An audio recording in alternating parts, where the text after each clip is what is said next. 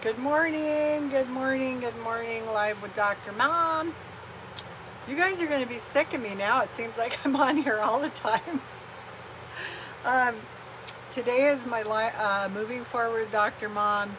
I'm trying to get it done, and I'm at number 39. And while I'm actually getting internet, I'm going to go ahead and get on here and put it on. Tomorrow, we're heading to the reunion, so it's going to be a busy day. I probably won't get to it. I probably won't see you guys again for about a week and a half.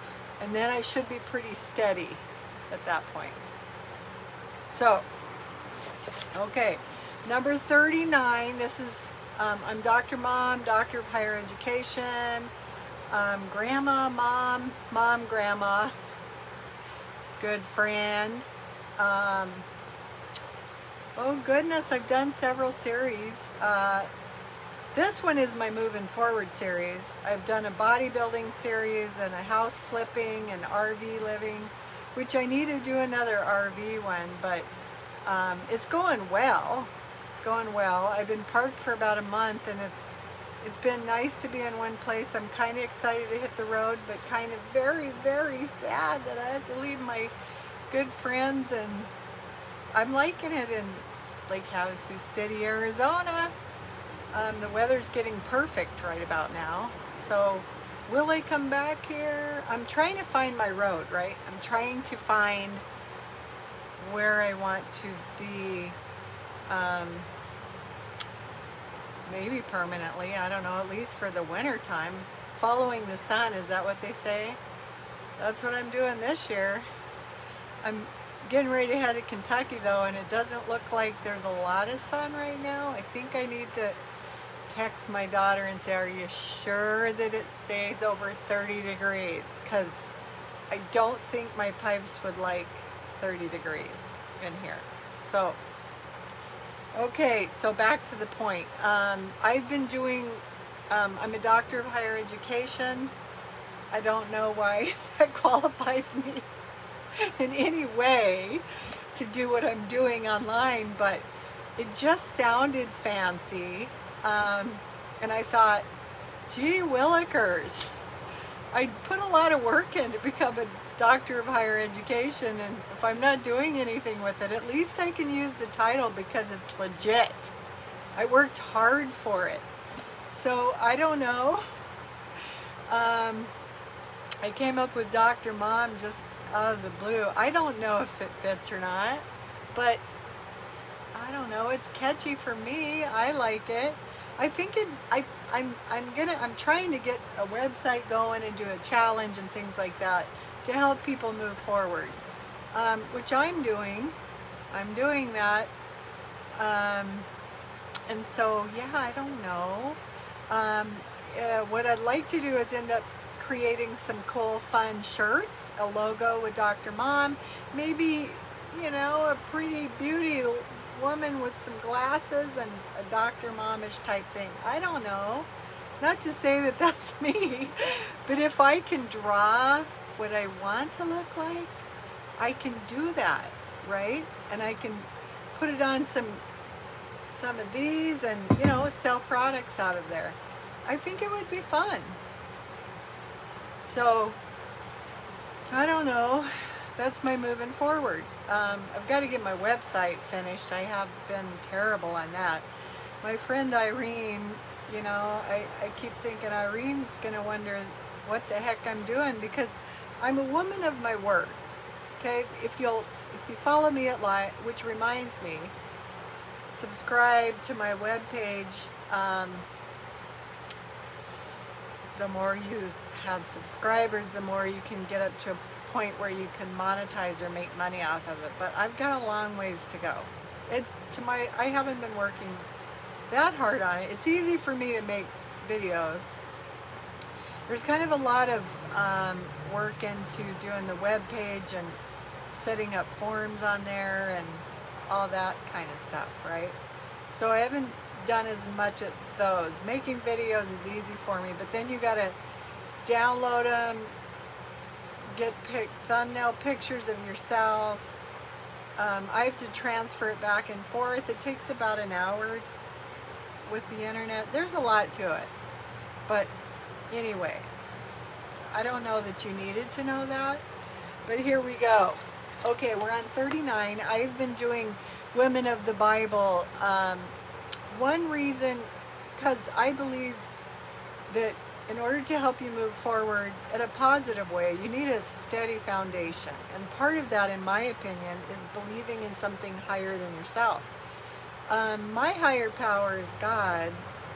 That's always been not always been mine. I found that later on when I was in my 20s, actually.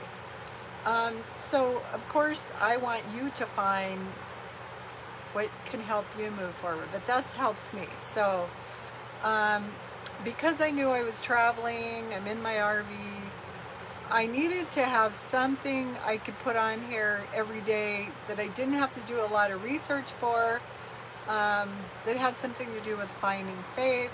For me, it's the Bible. And I've learned that for myself. Nobody pushed me into it. That was where I found my faith. So that's why I believe in it. But I found this cool little Bible study. And a lot of it was, I did 90 videos in 90 days. Because I have such wonderful friends on here from where I grew up. We have this awesome community. They helped me come to a place where we kind of went into the spirituality realm. And so I'm like, you know, why don't I just do a Bible study? I love studying women. I love women that are empowered and independent. And I thought, well, what the heck? Let's just do 52 women of the Bible. And then I don't have to sort of think of things I'm going to do every day to put on here. I have sort of a structured content, and I can do it quick, right? So that's where I'm at. So we're on 39, and I'm trying to get them done because then I'm going to start working into something else. So number 39 is the Woman of Samaria, okay? And we are in John. We're in the Matthew, Mark, Luke, and John right now, the New Testament. And we are in John 4, 1 through 42. It seems like the author followed we started in Genesis, Adam and Eve, went all the way through, and it really followed this lineage of Christ. And now in the New Testament, a lot of these authors, Matthew, Mark, Luke, and John, are telling the world about the coming of Christ and what happens and all of that. And so we're in John 4, 1 through 42, and it's another gospel, right? Gospel of John. So I did do some research on who John is, who wrote the book of John, which I find pretty fascinating. So I haven't always been a Christian. I haven't always studied the Bible, but I like to know who the authors are and who they were as individuals, you know. It kind of sheds a different light on your subject.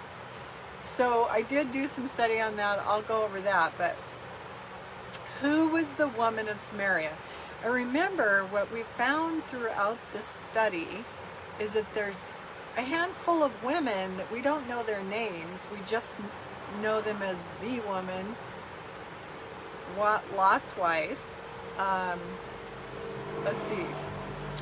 Potiphar's wife, I think, was another one. The Woman of Samaria, the woman by the, just different. And I don't know why. I guess when it comes down to it, you just don't need to know why. So this one is that. What's her character?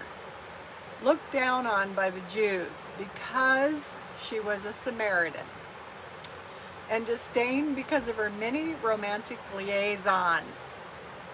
She would not have been most people's first choice to advance the gospel in a region where it had not yet been heard. Okay, so our key scripture, John 4, 1 through 42. Have you ever felt like that, looked down on from other people because you weren't a certain way, let's say you moved into a new town and maybe they didn't like who you were for whatever reason, and so they kind of tried to make you feel less than who you are, right? When that happened to me, it just made me sort of I'm not a flight person, I'm a fight person. And so it made me a better individual. I learned to stand up for myself and actually rise above. So, but not everybody's like that. So, dang, that's not very nice. Well, even in the gym, when people are funny creatures. Like, they tend to, it's group mentality. Group think is what they call it. You get kind of tunnel vision, and you feel comfortable because maybe you've been accepted. Let's say the gym, maybe you've been accepted in that group and you feel comfortable in it.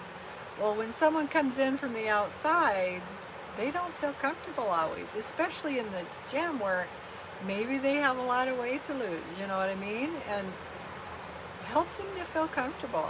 Do what you can to reach out to them and make them feel comfortable. Not that I always do that. Sometimes I'm too serious when I'm in there, and I have the time. I just want to get in and get my workout done. But okay, back to it. When a Samaritan woman came to draw water, Jesus said to her, "Will you give me a drink?" The Samaritan woman said to him, "You are a Jew, and I am a Samaritan woman," because she knew that she was discriminated against for not being a Jew. "How can you ask me for a drink?" Jews do not associate with Samaritans. Now we know Christ was never like that. He's not judgmental. Loves everyone. Jesus answered her, "If you knew the gift of God and who it is that asked you for a drink, you would have asked him, and he would have given you living water." Okay, so he's teaching her something here. And it's not about the actual water, it's about being saved through Christ, right? And the woman said to him, "Sir, give me this water so that I won't get thirsty and have to keep coming here to draw water." Now, do you think she actually knew what he was talking about? That it wasn't real water, or it was the truth of God? The woman said to him, Jesus declared, "Believe me, a time is coming and has now come when the true worshipers will follow the Father in spirit and truth, for they are the kind of worshipers the Father seeks. God is spirit, and his whisperers must worship in spirit and in truth." The woman said, "I know that Messiah, called Christ, is coming." The woman said, "I know that Messiah," in parentheses, called Christ, "is coming. When he comes, he will explain everything to us." Then Jesus declared, "I who speak to you am he." Wow. How awesome would that be, huh? How awesome. Okay, so the Woman of Samaria's life and times. This is interesting. So you never know quite what this author is going to put in. And I don't like to, Jean E. Seswarda is the author. She puts interesting things in. It's not always something to do with the passage which is read, but it is interesting. What I do like is sometimes she introduces us to like sort of the geography of what was happening at that time, and that's one of these times. So what's the Woman of Samaria's life and time? So it's not really telling us too much about her, but it's telling us about how they lived back then. So cool, clear water, a commodity most of us today take for granted. We turn on a faucet and water is readily available. In Palestine, however, water is scarce and valued. The long, mostly rainless summers cause most of the river in Palestine to dry up completely. Even the Jordan River becomes shallow, narrow, and muddy in the summer months. The early peoples of Palestine depended on rain during the spring and fall months for their water supply. Though scarce at other times during the year, the rain during these seasons kept the springs and well-flowing and cisterns full. The Jews became adept at gathering every bit of rainwater, storing it up for future use during the dry seasons. Cisterns, covered pools covered pools dug out of rock. This is what I found interesting. Cisterns, which are covered pools dug out of rock specifically for storing rainwater, were numerous. In Jerusalem, the temple area alone had 37 cisterns, one of them large enough to hold over 2 million gallons of water. I guess what I find fascinating is that they had to have been dug out by manual labor, right? They didn't have, that I know of, dynamite and those kinds of things, so it's pretty incredible. In Jerusalem, the temple area alone had 37 cisterns, one of them large enough to hold over 2 million gallons of water. Gutters, pipes, and waterways directed the rainwater from the surface to the underground cistern. That's incredible. Which would provide a constant supply of water even during dry spells. Heavy dew provided a good share of the moisture required by crops growing in the summer months. The warm, cloudless nights of Palestinian summers provide prime conditions for dew to form. Where ample water was readily available, farmers irrigated crops and vineyards to maximize the produce received from a field. Drinking water was stored and carried in goat skins. Many towns and cities had drinking water for sale in their markets and on the streets. Only a minimal amount of water was used for washing simply because it was so scarce. However, good hospitality required that a guest in someone's home receive a basin of water to wash at least his feet or her feet and hands after walking on the dusty road. Getting daily water from the neighborhood well or cistern was the duty of the younger woman of the household. They would usually go to the well in the evening when the air was cooler. It's interesting to note that the Samaritan woman went to the well at noon, the 6th hour, probably in order to avoid the other women who have looked down on her. So instead of going in the cool morning, she went later on. That's sad. Water is used in symbolic ways throughout Scripture. David compared his troubles to deep waters in Psalm 69. The book of Proverbs compares people's words to deep waters and wise words to bubbling brooks of water. Proverbs 18:4. Good news is like fresh water. Several passages refer to our sins being washed away. And Jesus told the Samaritan woman that he had water that would take away her thirst forever. The water he was speaking of was not, of course, 2 parts hydrogen and 1 part oxygen, but spiritual water. A water that will fill her so full of himself that her needs would be met, all her wants satisfied, and all her thirst fulfilled. Okay, so that's that one.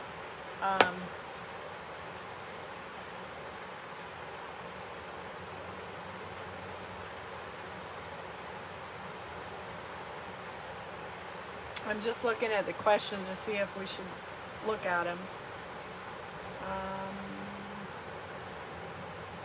It just wants to know what is obvious that the Samaritan woman was surprised by Jesus' request. I think it's that she kept asking questions like, from him after he asked questions, or requests for water.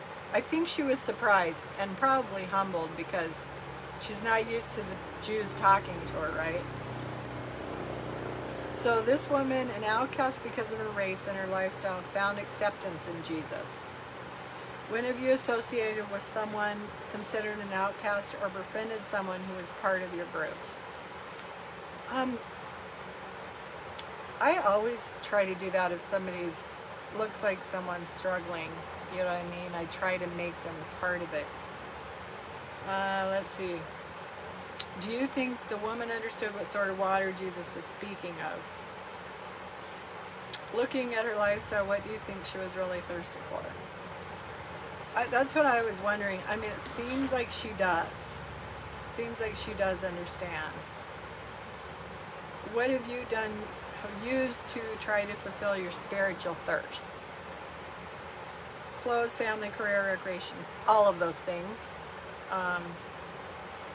And of course, Christ, and now that I'm more wise and not quite as wild, I feel like I've really got more into doing things at the church and volunteering and getting to know. So I would say the church as well for me.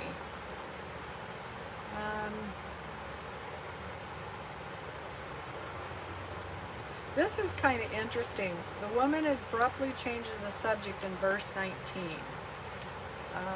Geez, and I don't know if I don't have verse 19 here. Was she really interested in the answer, or was she more interested in moving the topic away from her lifestyle? So that's John. I'm just going to look real quick and see. Hey, Steve. Nice to see you on here. Let's see. I'm just looking real quick in John. Let's see, John. Oh. Nope. Okay, Matthew, Mark, Luke, and John. Where's John at? Oh. Okay, so it's 19. I should have had this already. Gosh. Oh, sorry. Gosh. Oh, I'm not going to find it. But, I mean, one can assume that she changed the subject because, yeah, she didn't want to look at her lifestyle, but we know that Christ forgives that, so that's okay.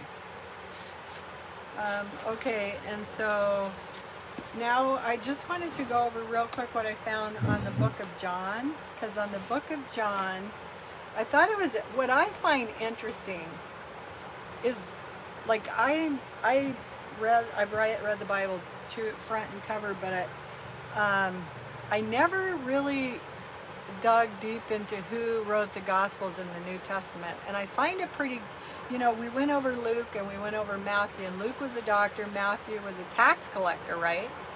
But in most of these, and today's John, most of these I find that sometimes they don't really know for sure. I find that very interesting. So the Gospel of John, so John is who we're in right now, and we just read 1 through 42 is what we were going over with this Woman of Samaria. So the Gospel of John provides an explicit internal evidence concerning its author. John the disciple is nowhere identified by name. But the fourth Gospel might provide us with clues concealed in the enigma figure of the beloved disciple. This title occurs in 5 passages. Okay, so it's still not really saying who exactly John was, so there's 5 passages that refers to him. John 13:23. One of them, the disciple whom Jesus loved, was reclining next to him. And John 19:26. When Jesus saw his mother there and the disciple whom he loved standing nearby, he said to her, "Woman, here is your son." Remember that at the cross when he was dying, Jesus looked at John and said to him, "This is your mother," and then he said to her, "This is your son," because he was telling John, his disciple, to take care of his mom because he was leaving the earth, right? John 22. So she came running to Simon Peter and the other disciple, the one Jesus loved. The other disciple was John, and said, "They have taken the Lord out of the tomb, and we don't know where they have put him." John 21:7. Then the disciple whom Jesus loved said to Peter, "It is the Lord." John 20:20. Peter turned and saw the disciple whom Jesus loved was following him. In addition to this, John 21:24 describes the beloved disciple as a disciple who testifies to these things and who wrote them down. I find it pretty interesting that we just don't really know in some of these books who the author was. Therefore, the origin of the gospel must be in some way connected to this person. The Gospel of John may be a record of his eyewitness account. It's all may be. It doesn't, it's not for sure. So who was this beloved disciple? 1. An ideal Christian disciple. Initially, some have suggested that he is an idolized literary figure, the ideal Christian disciple. To a degree, this is true because of his faithful and intimate knowledge of Jesus. But this hardly excludes the possibility of a genuine historical person. Number 2, Lazarus. Lazarus has sometimes been nominated. Lazarus, the only figure of whom it is said that Jesus loved him. Further, the beloved disciple text occurs only after Lazarus is introduced in chapter 11. But this solution is unlikely. Why would Lazarus' name be mentioned in chapters 11 through 12, but then left shrouded in subsequent accounts, right? Okay, number 3 is John Mark. A man named John Mark was part of the early church. That's in Acts 12:12. And he was associated with Peter. This may explain the rivalry between Peter and our disciple and John. Furthermore, if Mark was related to the Levite Barnabas, there may also explain how beloved disciple knows the high priest. Nevertheless, this is a strong patristic tradition that Mark authored the second gospel, not the fourth gospel. Besides, the beloved disciple was certainly one of the 12 disciples, and John Mark was not. So see, they're still trying to figure out who he was too. Thomas. The most recent suggestion points to Thomas as a beloved disciple. Throughout the gospel, Thomas is presented as a person of leadership. His story with Jesus even concludes the gospel, assuming that chapter 20 originally ended the book.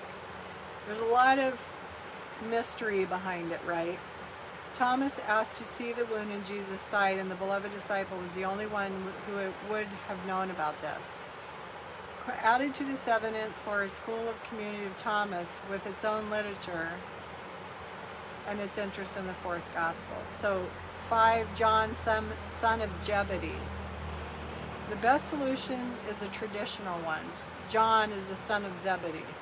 This man was one of the 12, and along with James and Peter formed an inner circle around Jesus. So it could have been him. This is the origin of his eyewitness testimony and penetrating insight. In the Synoptic Gospels, John appears with Peter more than any other, and in Acts they are companions in Jerusalem, as well as in Samaria. This dovetails with the Peter-John connection in the fourth Gospel. Raymond Brown has offered a novel theory to buttress this. He suggests evidence that John and Jesus may have been cousins through their mothers. This would explain why Jesus entrusts Mary to John. Makes sense, right? A natural family relation. She may have been John's aunt, and John was known by the high priest through Mary's priestly relatives.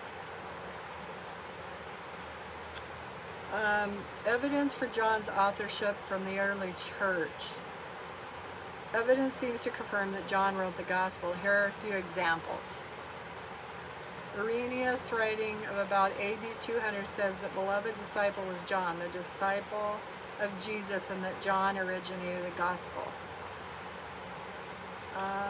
Even writes that when he himself was young, he knew another teacher, Bishop of Samaria, who claimed to have tutored by John. The church historian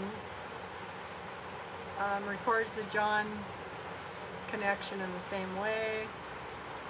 Well, it's just different people that they're trying. So, what are the objections to John's authorship? Criticism of this conclusion are commonplace and would do well to consider the most important ones. Earlier in the 1900s, critics regularly pointed to John's inaccuracies on geographical details. Thus, it was affirmed, could hardly come from an eyewitness writer.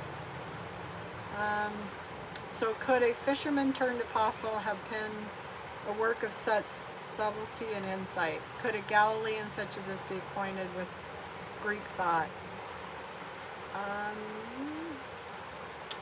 So there's two facts. Our evidence for John's neglect is not as well, I don't know. It goes on and on. I don't know that that's that important. So it doesn't tell us a lot about who the author was, but we have some things that it was, in fact, John. And the scripture definitely points to Jesus loving him. So I don't know. I guess I'll keep studying that because I don't really feel like I got a concrete answer from that. But I find it interesting, right? That, okay, the books are in the Bible, but there's not a lot of evidence as to who the authors are in almost every one of them. That's pretty interesting. Why does it matter to me? Well, I think because when you're searching for your faith, you like to get concrete evidence. I mean, I don't doubt the Bible in any way, but I just think the more you study, the more you're going to understand about it, right? So I found my devotion for today, and I'm just going to go ahead and read it and end with that. So October 27th, as you become increasingly aware of my presence, you find it easier to discern the way you should go. This is one of the practical benefits of living close to me. Instead of wondering about what is on the road ahead or worrying about what you should do if or when, you can concentrate on staying in communication with me. When you actually arrive at a choice point, I will show you which direction to go. I found that very true. Very, very true indeed. Many people are so preoccupied with future plans and decisions that they fail to see choices they need to make today.